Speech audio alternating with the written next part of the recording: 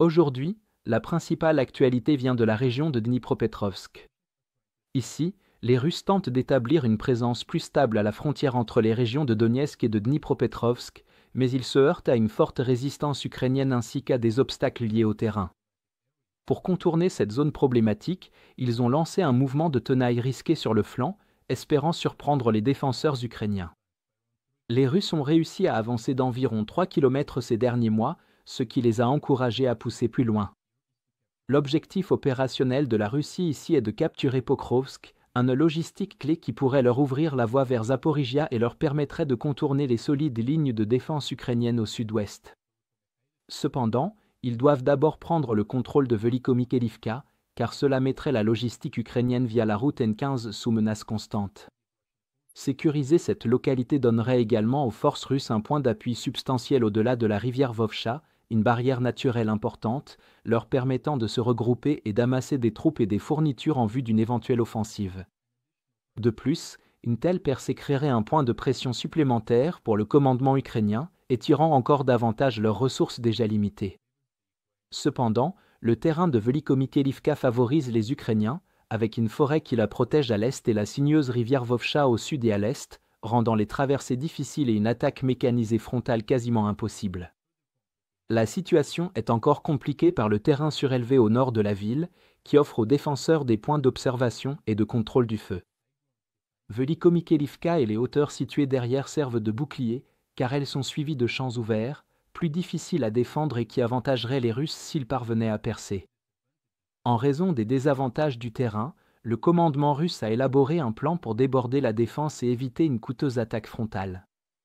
Ils vont tenter de semi-encercler Velikomikelivka en passant par Oleksivka vers Kolomitsi, puis d'affamer la ville bien protégée en exerçant un contrôle du feu sur la route logistique menant à Pokrovsk et en bombardant directement Velikomikelivka.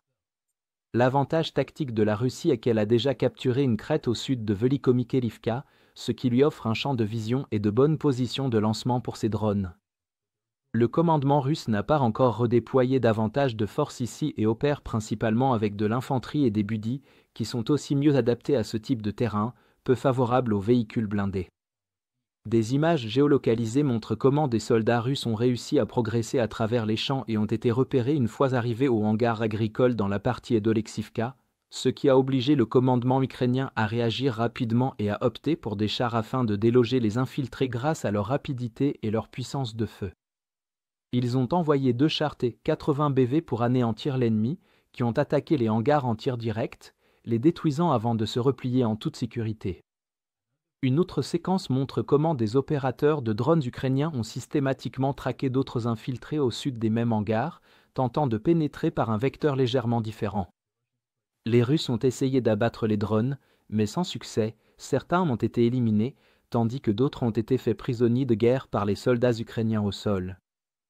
Cela a poussé le commandement russe à ajuster ses tactiques, passant d'attaques purement d'infanterie à l'utilisation de budis, soutenus par des camions militaires transportant des ravitaillements. L'idée était d'approcher rapidement le village et de débarquer suffisamment de soldats pour établir des positions à l'intérieur, tout en évitant les drones ukrainiens. Malheureusement pour les Russes, les opérateurs ukrainiens les ont localisés à temps et des drones FPV ont d'abord frappé le camion de ravitaillement avant de s'en prendre aux budis. Les véhicules immobilisés ont ensuite été achevés à coups de grenades larguées par drone, tandis que les soldats survivants ont été anéantis lors d'un nouveau raid de chars ukrainiens, avant même d'avoir pu s'enterrer. En conséquence, les tentatives de débordement russes ont été stoppées, les Ukrainiens ayant infligé à l'ennemi au moins une douzaine de pertes, comme le confirment des images des abords du village jonché de cadavres russes.